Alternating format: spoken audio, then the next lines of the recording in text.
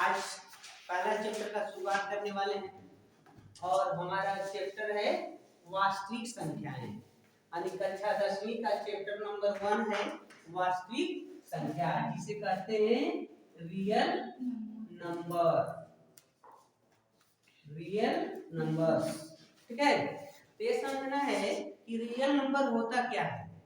Real number होता क्या है, किसे कहते हैं रियल नंबर, वास्तविक संख्या किसे कहते हैं। ठीक है, आपसे कोई पूछ दिया कि वास्तविक संख्या क्या है, आप कह सकते हैं ब्रह्मांड या दुनिया, दुनिया में आए जाने वाली सभी संख्या के समूह को क्या कहते हैं, वास्तविक संख्या कहते हैं। वास्तविक संख्या कहते हैं। ब्रह्मांड में जितनी भी संख्याएं पाई जाती हैं उन सभी संख्याओं के समूह को हम क्या कहते हैं, वास्तविक संख्या कहते हैं। ठीक है, वैसे जनरल आप पीछे की क्लास में पढ़े हुए हो, शुरुआत तो तुम ये करते हो कि प्राकृतिक संख्या, प्राकृतिक संख्या, नेचुरल नंबर। कौन सा नंबर, नेचुरल नंबर।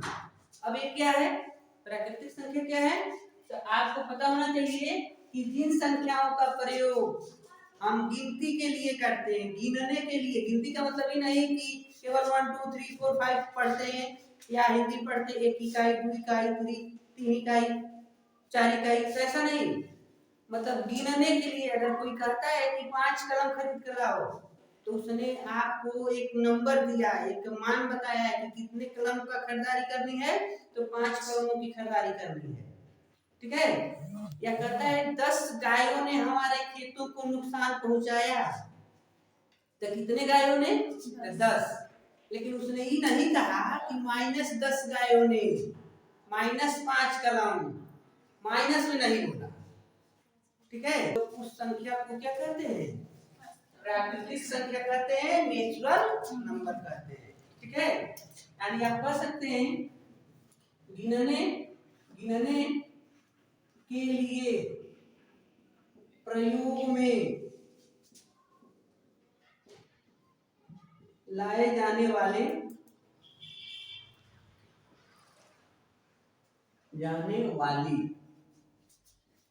संख्या को प्राकृतिक संख्या कहते हैं। ठीक है, प्राकृतिक संख्या कहते हैं। उसके बाद आपने पढ़ा होगा पूर्ण संख्या, पूर्ण संख्या। ठीक है, तो थोड़ा सा प्रयोग करते हैं पूर्ण संख्या में कि जो प्राकृतिक संख्या है, यानी प्राकृतिक संख्या के प्रारंभ में शून्य को शामिल करने से प्राप्त संख्या क्या कहलाती है, पूर्ण संख्या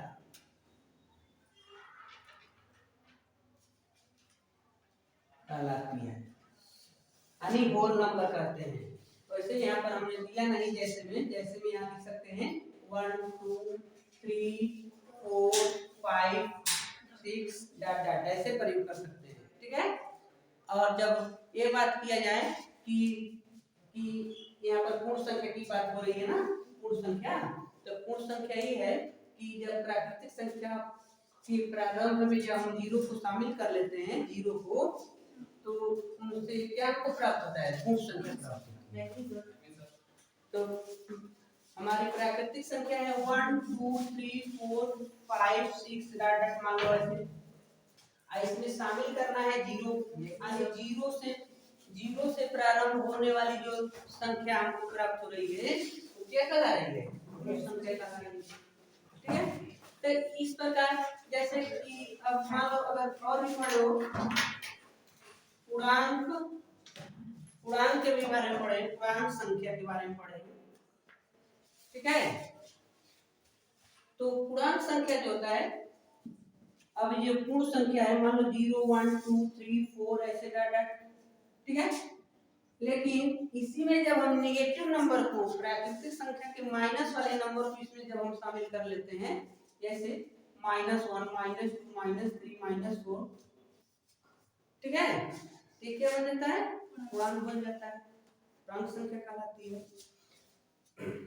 उसके बाद और भी संख्या है, जैसे अब परिमेय पढ़ लीजिए, परिमेय के बारे में, परिमेय संख्या, परिमेय संख्या क्या है, परिमेय संख्या जब कोई संख्या p/q के रूप में, p/q के रूप में जब प्रयोग की जाती है, मतलब अंश बट्टे हर के रूप में, यानी न्यूमरेटर अपॉन डिनोमिनेटर का यूज किया जाता है, तो उस कंडीशन में क्या बनता है, परिमेय संख्या, रेशनल नंबर। ठीक है, यानी जैसे कि 1/2 3/5 4/7 ऐसे नंबर।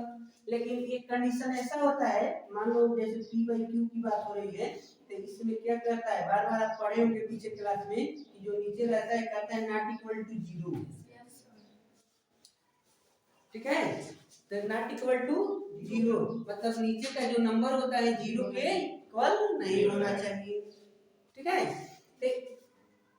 लेकिन और भी नंबर कहता है कि अपरिमेय संख्या, अपरिमेय संख्या, अपरिमेय संख्या का मतलब जिस संख्या यानी p/q के रूप में हो या न हो, लेकिन उसका मान ज्ञात करने में हमको दिक्कत होती है। जैसे कि मान लो ताड़ी में 3 आ गया, अब इसका रूट निकालना है, लेकिन उसका रूट जब हम निकालेंगे तो पॉइंट में आएगा, दशमलव के रूप में आएगा।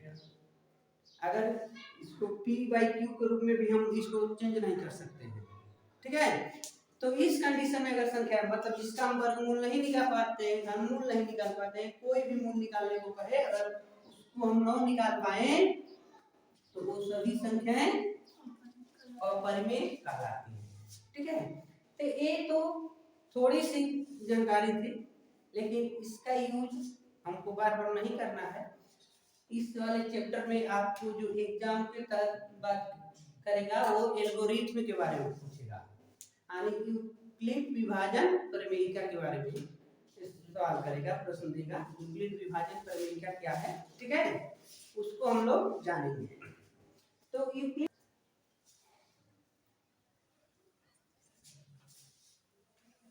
जो कक्षा 10वीं में हम लोग जिसका यूज करने वाले हैं, पढ़ने वाले हैं, उनमें कह रहा है कि यूक्लिड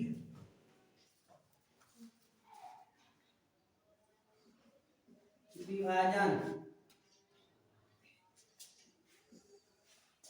प्रमेयिका। ठीक है, यूक्लिड विभाजन प्रमेयिका के बारे में पढ़ना है। अब यूक्लिड विभाजन प्रमेयिका क्या है, केवल नाम बदल गया है, इसका काम नहीं बदला है, काम पीछे का ही है।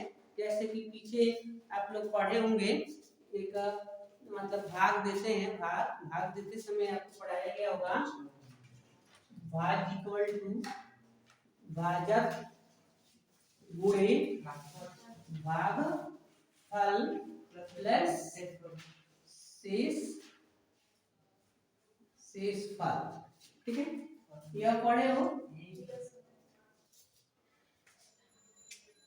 जैसे कि मान लो एग्जांपल की अगर बात करते हैं तो 40 और 65 के यूज कर लेते हैं।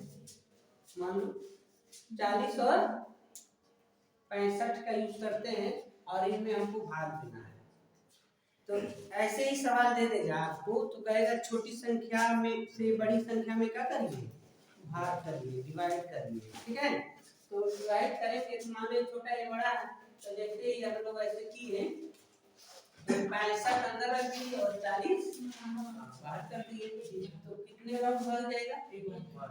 चलो इस नंबर को बड़ा कर देते हैं, मान लो इनको हम 100 कर दिए, ठीक है, तो इसको अंदर कर दिए 100, अब दो राउंड तो 80 हो गया, नीचे बच गया 20, लेकिन इससे क्या है ये छोटा छोटा हो गया, देख रहे।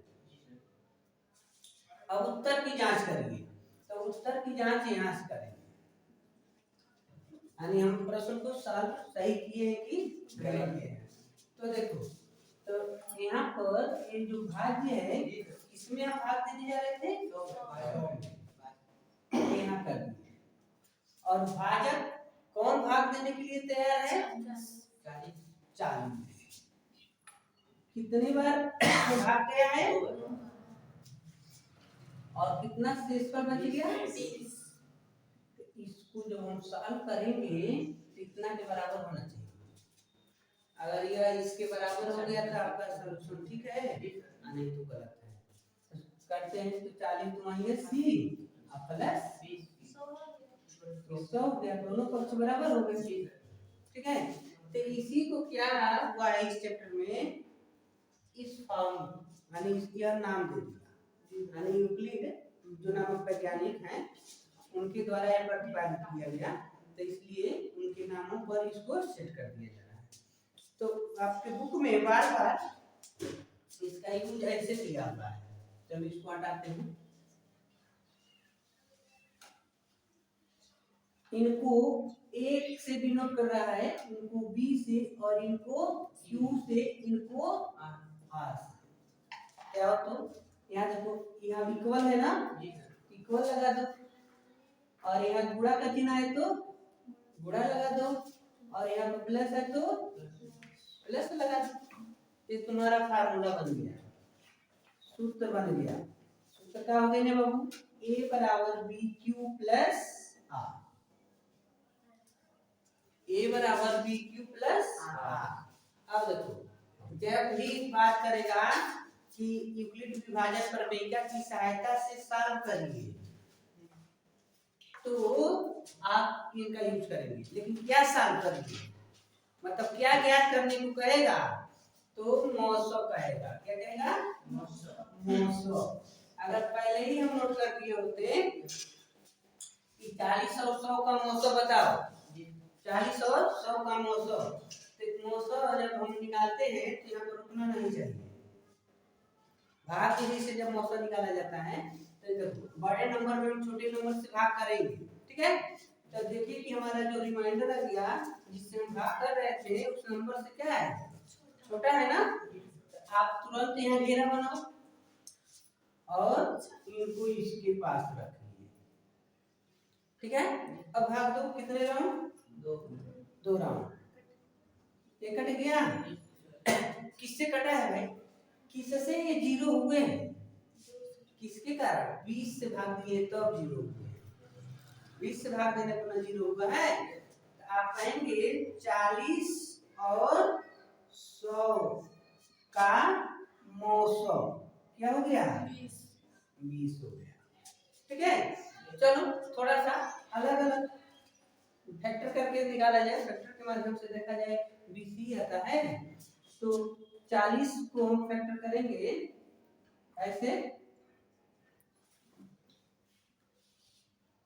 ठीक है, और 100 का करेंगे तब, तो ये 50 और 25 और 5 से, तो कितना हो गया, 5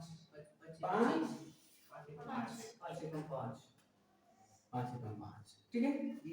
तो मौसम, तो 4 2 8 8 5 40, तो देखो इसमें 2 है तो इसमें भी एक 2 मिल गया, तो यहाँ 2 नोट कर लीजिए, गुणे इसमें 2 है तो और 2 मैच कर दिया, तो 2 लिख लीजिए, लेकिन इसमें 2 है तो इसमें अब 2 नहीं मिल रहा है, तो इसमें एक 5 है तो इसमें 5 मिल रहा है, तो 5 नोट कर लो, अब गुणा कर लो, 2 2 4 5 20।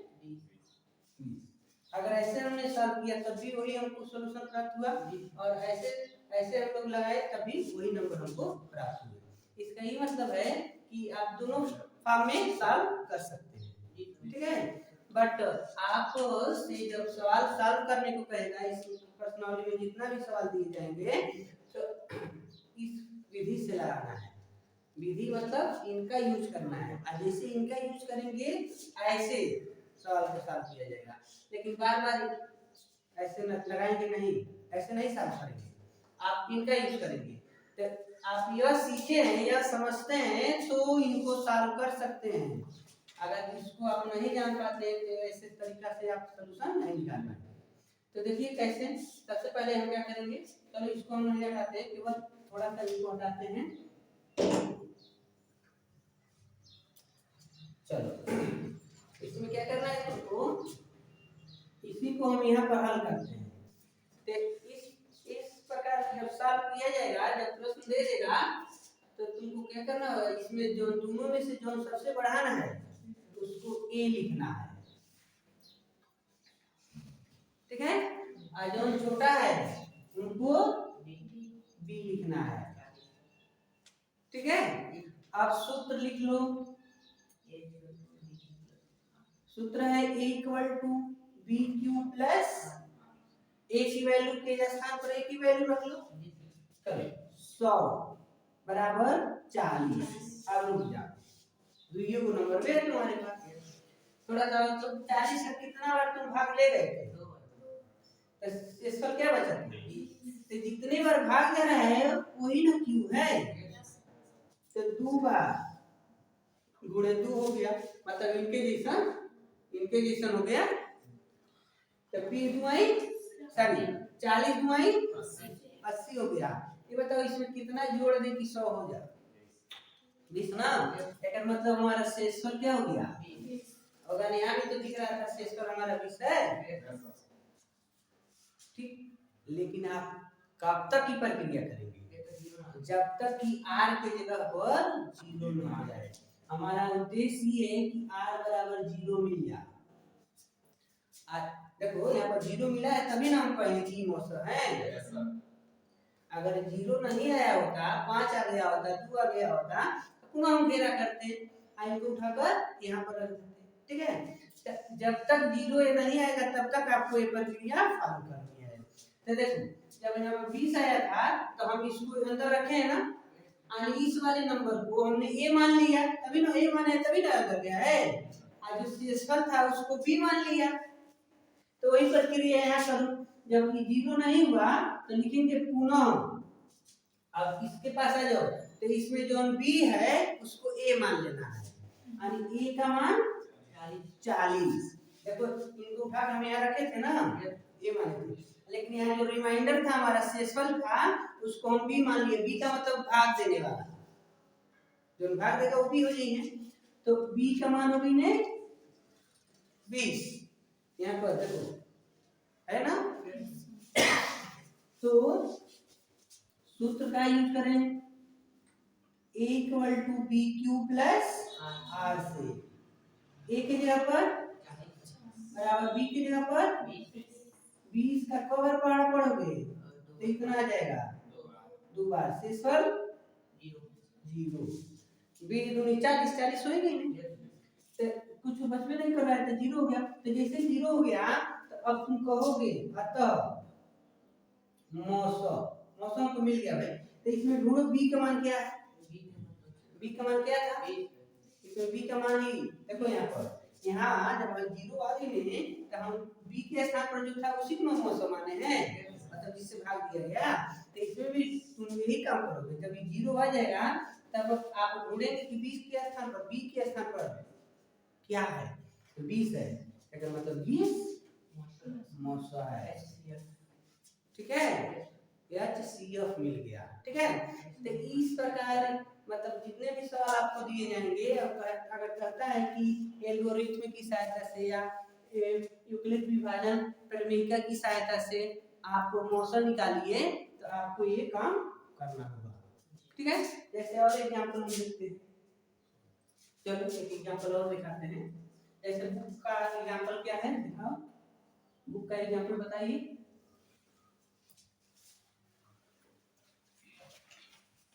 एग्जांपल नंबर 1 है 455 और 42 का HCF, ठीक है।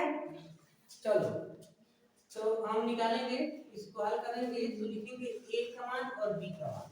ए का मान क्या है, ए का मान 455 और बी का मान है 42। ठीक है, तो तुमको नीचे लिखना है यूक्लिड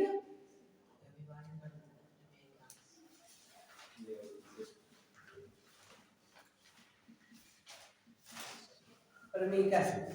ठीक है, तो आ जाओ भाई, B A equal to B Q plus R से, बी क्यू प्लस आर से।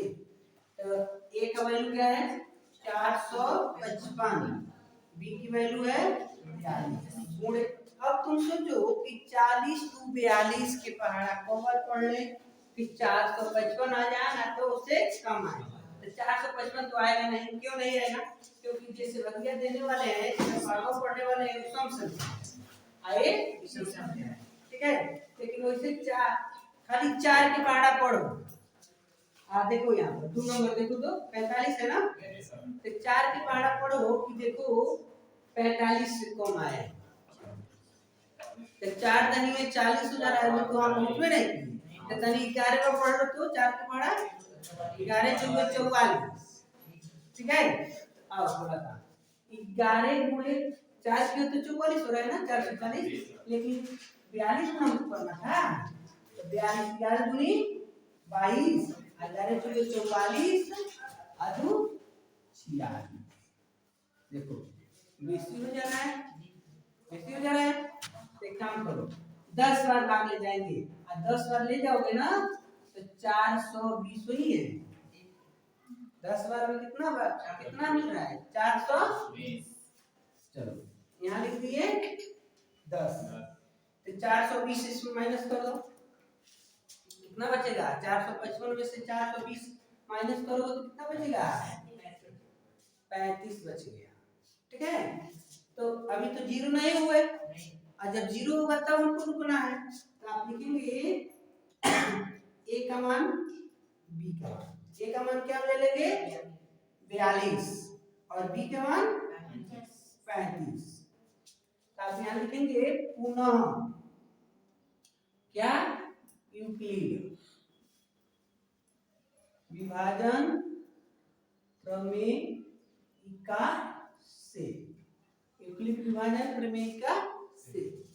तो a equal to B Q plus R, A के स्थान पर 42, बी के स्थान पर गुणेगा, बताओ कब आ जाएगा 35 से करने 35 एक राउंड, ये बताओ 35 से करने 35 जब 42 से माइनस हुई है तो कितना बचेगा 7, 35 7 42, यानी रिमाइंडर आपको वही ने 7, लेकिन जीरो ना भाई, जीरो चाहिए था हमको, तो आप पुनः लिखेंगे ए का मान बी के मान। ए का मान क्या है 35 हो जाएगा और बी का मान 7 हो जाएगा। देखो थोड़ा सा कैलकुलेशन ऐसे बड़ा होता जाएगा, लेकिन अगर ये कर रहा है तो भाई यही ऑप्शन आपको आपके पास है। ठीक है, तो देखो a equal to B Q plus R. ठीक है, तो 35 और 7 गुणे, अब बताओ बी के स्थान पर 7 हो गए ना, तब 5 बार पढ़ोगे तो 35 आ जाएगा, तो रिमाइंडर कितना हो गया 0, तब तो हो ही गया, ओके ना। तो अब हम क्या करेंगे, अब हम लिखेंगे 455 और 42 का HCF हमको कम मिल गए, देख लो भाई बी के स्थान पर क्या है 7 है, तो HCF हमको 7 मिल गया। ठीक है, अरे इस प्रकार अगर प्रश्न देता है तो आप ऐसे सॉल्व करेंगे। ठीक है, चलो एक एग्जांपल और देखते हैं। एग्जांपल दिया हुआ है 1256 और 4052। अब देखो यहाँ 40 52 12 56, इसमें बड़ा कौन सा क्या है 40 52 4052 और 12 56 मतलब 1256। ठीक है, तो इसमें हम ए मानेंगे 40 52 और बी मानेंगे 1256। ठीक है। तो अब यहाँ सूत्र का यूज करना है, तो सूत्र कौन है हमारे पास, अभी हमने लिखा दिया यूक्लिड विभाजन प्रमेय का, यूक्लिड विभाजन प्रमेय का। तो देखो a equal to B Q plus R C, तो a की वैल्यू है हमारे पास 40, 52 इक्वल टू 1256। अब 1256 के कितने बार पहाड़ा पढ़ लेंगे कि हो जाए हमारा 4052। अगर आप मतलब पहाड़ा पढ़ना चाहते हैं इसमें से 2 नंबर छोड़ो, इसमें से 2 नंबर छोड़ो, ठीक है। पहाड़ा पढ़ने का एक कंडीशन जान लीजिए कि आपको अनुमान लग जाएगा कि हम कितने बार भाग दे लेंगे। तो इसमें से 2 नंबर छोड़ दिए पीछे से तो 12 बच गए हैं, आगे से 2 छोड़ दिए तो 40। अब बताओ 12 के पहाड़ा कितने बार पढ़ने की 40 आ जाए या 40 से कम है? 3 बार। बात क्या है 36, इसका मतलब हम 3 बार भाग ले जाएंगे, ठीक है। लेकिन अब ये बताओ तुम यूं नहीं सोच पाओगे कि अब 1256 गुणे 3 कितना है, जिसको उठाकर इसमें हम घटा दें, ठीक है। तो आप देखो पूरा करते जाना, इसके नीचे लिखते जाना, 3 छके 18, 3 बचे 15, 15 1 16, 3 दुआई 6, 6 1 7 और 3 एकम 3, ठीक है। इसको माइनस कर दो तो 12 में 8 4, 4 में 6 नहीं होगा तो इसे नंबर देगा तो 4 में 14 हो जाएगा, और 14 में 6 माइनस करेंगे तो 8, ठीक है। तो यहाँ पर 9 बच गया है क्योंकि इससे हम हाथ से लिए थे या इससे कर्जा लेकर दिया था, तो 9 में 7 2 और 3 3, ठीक है। तो ये रिमाइंडर हो गया, इनकी जगह पर नोट करेंगे प्लस आर की जगह पर 284, ठीक है। तो हमारे पास तो ये काम था, तुम लोग ऐसा मत करना, तुम लोग किनारे रख करना, ठीक है। अब आ जाओ पुनः a की वैल्यू और b की वैल्यू नोट कर दो। a की वैल्यू क्या होगी, a की वैल्यू 1200 और b की वैल्यू, ठीक है। तो सूत्र जी को नोट कर लो बाबू, a equal to b Q plus r से, तो a की वैल्यू क्या है 1256 इक्वल टू b की वैल्यू है 284। अब आ जाओ 284 के कवर पहाड़ पर पढ़ देंगे कितना हो रही है, लगभग में देखो लगभग में 300 बने, लगभग में 300 है ना, 3 चौक पे 12, लगभग 1200 हो जाएगा ना, थोड़ा आगे ले जाओगे तो बेसी हो जाएगा। तो हम कितने बार भाग देंगे, 4 बार जाएगा है, तो देख लो 4, चलो कोई बात नहीं पूरा कर लेते हैं, 4 चौके 16 और 4 बच के, सर यहाँ पढ़ना है ना जी, 4 चौके 16 और 4 बचे 32, 32 से 33 और 4 दुआई 8 8 और हासिल 3 है 11, ठीक है गुड, घटा लो 0 2 1 120 बच गया ना, यहाँ लिखेंगे 120,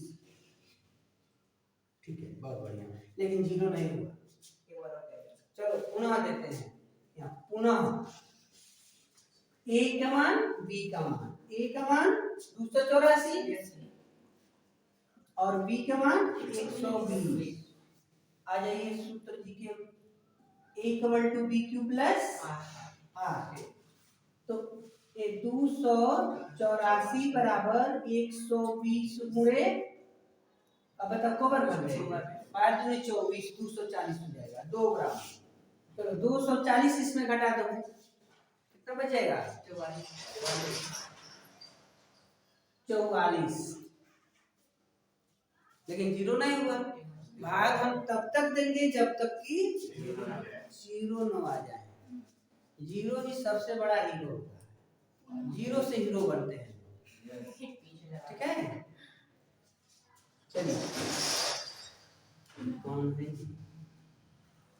चलो पुनः a का मान और b का मान यानी 120 और 1, लेकिन अब वो आएगा नहीं, कहाँ से 44 के पहाड़ा में 120 सही में नहीं करती है, तो सूत्र नोट करेंगे a बराबर बी क्यू प्लस आर। ए का मान 120, बी के मान 44, 4 3 12, 3 बार में तो बेसी हो जाएगा तो 2 राउंड 44 2 88 और ए में माइनस करो तो 88 माइनस 12 20 32 32 बच जा रहा है।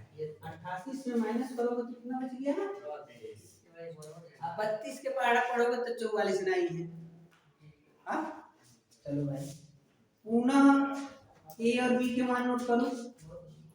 ए का मान और बी का मान सूत्र जी आ गई ने ए बराबर बी क्यू प्लस आर। तो ए की वैल्यू 44 बराबर बी के मान हो गया 32 और 32 के कवर पहाड़ा पढ़ ले दो बार। अच्छा एक बार कितना बच जाएगा? तो देखो 2 और 1 12 12 पहाड़ा में 32 आता है।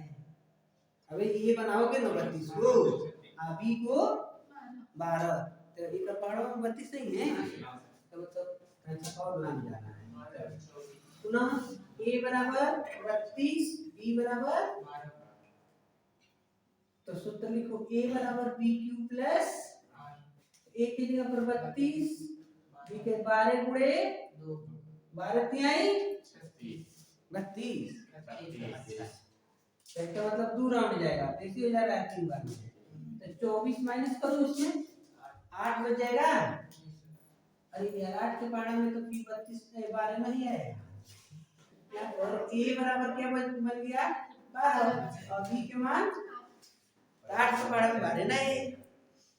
चलो कोई बात नहीं इतना नाम जाएगा कोई बात नहीं। a बराबर b क्यू प्लस a की जगह पर 12 b की जगह पर 8 8 के पहाड़ा 1 कितना बच गए ने और कल्याण होगा। अपना a के मान 8 b के मान 4 a बराबर B Q plus R. a की वैल्यू होगी आपका 8 b के मान 4 गुणे 1 सॉरी 2 बार 4 2 आई हां तो प्लस 0 अब 0 हो गया ना यानी r की वैल्यू हमको 0 मिल गया कहोगे 18 1256 40 52 4052 का मौसम हमको मिल गया 4। ये आपका सलूशन होगा यानी आप इससे घबराएंगे नहीं कि कितना जा रहा है यानी आपको एक ढूंढना है जब तक कि r की जगह पर 0 न आ जाए तब तक आप भाग देते रहेंगे। ठीक है तो इस प्रकार सलूशन करेंगे। अब अगला चलो देखो यहाँ एग्जांपल नंबर 2 पर है कि दर्शाइए कि प्रत्येक धनात्मक समपूर्णांक 2 क्यूब तथा प्रत्येक धनात्मक विषम पूर्णांक 2 क्यूब प्लस 1 के रूप में होता है। तो जैसे कि प्रश्न कहता है कि दो सम संख्याओं का योग इतना है या विषम संख्याओं का योग तो जब हम मानते हैं कि पहली ही सम संख्या तो सम संख्या सम होने का तात्पर्य होता है कि जो हमारी संख्या है वो हमेशा 2 से कट जाए। ठीक है यानी वो 2 हो सकती है 4 6 8 ऐसे हो सकता है। यार सोचो ये तो 2 है ये है और इस 2 से कट रहा है इसको हम फैक्टर करेंगे तो 2 गुणे 2 लिख सकते हैं इसको करेंगे तो 2 गुणे 3 लिख सकते हैं इसको करेंगे तो 2 गुणे 4 लिख सकते हैं ऐसे आगे का नंबर 2 गुणे 5 लिख सकते हैं। अब देखिए अगर सब में से हम 2 कॉमन कर दें जैसे आगे वाला नंबर 2 है 2 ठीक है तो पीछे इनको भी तो हम ऐसे लिख सकते हैं। तो देखो पीछे 1 2 3 4 5 ऐसे आएगा 6 मतलब प्राकृतिक संख्या आ जा रहा है। मतलब आप तुम कह सकते हो कि 2 और x अब x के स्थान पर हम कुछ भी रख लें सब रिजल्ट ही देगा। मतलब x के स्थान पर 1 लिखेंगे तो 2 आ गई ने लेकिन x के स्थान पर 3 रखे तो 6 आ गया 2 के स्थान 2 गुणे x के स्थान पर 5 रखे तब 10 आ गया। मतलब x के स्थान पर कोई भी संख्या रख रहे हैं तो हमको रिजल्ट सम संख्या मिल रहा है।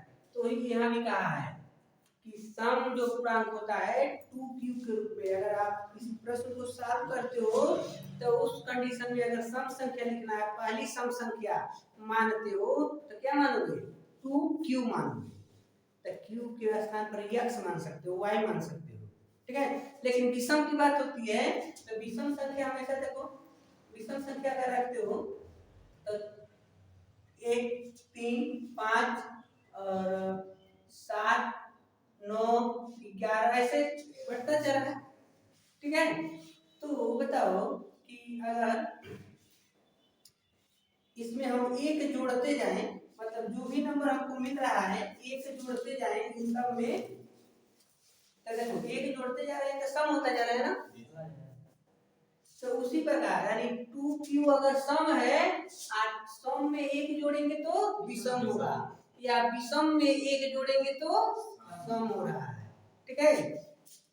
2 4 6 8 या 1 3 5 7, इसमें एक प्लस करेंगे तो देखो 3 हो गया और एक 5 हो गया, या और यह एक जोड़ेंगे तो 2 4 6 ऐसे मिल रहा है। तो यहाँ पर जब सम और विषम की प्रश्न कर रहा है तुलना करने के लिए, देखो यहाँ पर क्या करना है। तो पहले तो पढ़ लिया प्रमेयिका क्या है। तो प्रमेयिका में यहाँ पर प्लस करके नहीं दिया। मान लो जैसे हम जानते हैं BQ प्लस R, तो इसमें तो R के स्थान पर कोई नंबर नहीं दिया है। तो जब R के स्थान पर कोई नंबर नहीं दिया है, अब ऐसे हमको पहले से पता होना चाहिए कि हमेशा R का मान जो होता है 0 के बराबर हो सकता है या 0 से बड़ा हो सकता है। R के मान 0 के बराबर हो सकता है। मान लो अभी प्रश्न सॉल्व कर रहे थे तो हमेशा रिमाइंडर 0 आ रहा था, अब तक वो 0 से बढ़कर नहीं आ रहा था, कोई नंबर आ जा रहा था। लेकिन रिमाइंडर कितना होना चाहिए? जिससे हम भाग देते हैं उससे छोटा होना चाहिए, जिससे हम भाग देते हैं उससे यानी b से छोटा होना चाहिए। तो यहाँ पर 0 से बड़ा और b से छोटा। अब आ जाओ यहाँ पर अधिकतम नंबर यहाँ पर 1 दिया है ना, प्लस 1 दिया है ना, r के मान दिया है। मान लो यहाँ लिख देते हैं r बराबर 1, इसमें दिया है r बराबर, तो b के मान जो है सॉरी r के मान 2 नंबर में ली। अगर यहाँ पर एक कौन नंबर दिया है, r के मान 2 कौन कौन हो सकता है? r के मान 0 हो सकता है, 1 हो सकता है। r के मान 0 हो सकते हैं और 1 हो सकते हैं। अब देखो अगर आप मान ले तो माना एक कोई पूर्णांक है, पूर्णांक धनात्मक पूर्णांक है, a बराबर BQ प्लस R, और इस दोनों में तुमको b के मान क्या दिया हुआ है? 2 दिया है। यहाँ भी b का मान 2 दिया है और यहाँ पर भी b का मान 2 दिया है। तो b का मान 2, r के मान एक बार 0 लिए और एक बार 1 ले रहे हैं, ठीक है। तो अगर इसमें b बराबर 2 r बराबर 0 रखते हैं तो हमको क्या मिल गया? a बराबर 2 इनके जगह पर q प्लस इनके जगह पर r, a बराबर 2q मिल रहा है, ठीक है। लेकिन जब b का मान 2 और r के मान 1 रखते हैं तो a की वैल्यू क्या हो जा रही है? 2q प्लस r की जगह पर हमको 1 लिखना है ना, 1 लिख दिए। मतलब जब 0 यानी 2q में 0 जोड़ रहे हैं तो सम धनात्मक सम पूर्णांक प्राप्त हो रहा है और ये विषम पूर्णांक प्राप्त हो रहा है। अगर सम संख्या अगर कभी मानते हैं तो हमेशा 2x मानना चाहिए और विषम संख्या मानते हैं तो माना पहली विषम संख्या 2x प्लस 1 मानना चाहिए। ये प्रक्रिया आपको याद होनी चाहिए, इसका यही तात्पर्य। अब इसके बाद अगर मान लो अगर 2x प्लस 3 दे दिया होता, अगर यहाँ पर 3 दे देता है तभी क्या कर सकते हो? विषम संख्या है। लेकिन अगर यहाँ पर 4 दे रहा है तब सम संख्या है, ठीक है। यानी सम नंबर जुड़ेगा तो सम संख्या का रिजल्ट देगा, विषम जुड़ेगा तो विषम संख्या का रिजल्ट देगा। केवल कुछ नहीं जुड़ रहा है, तब सम संख्या। ठीक है, ये प्रक्रिया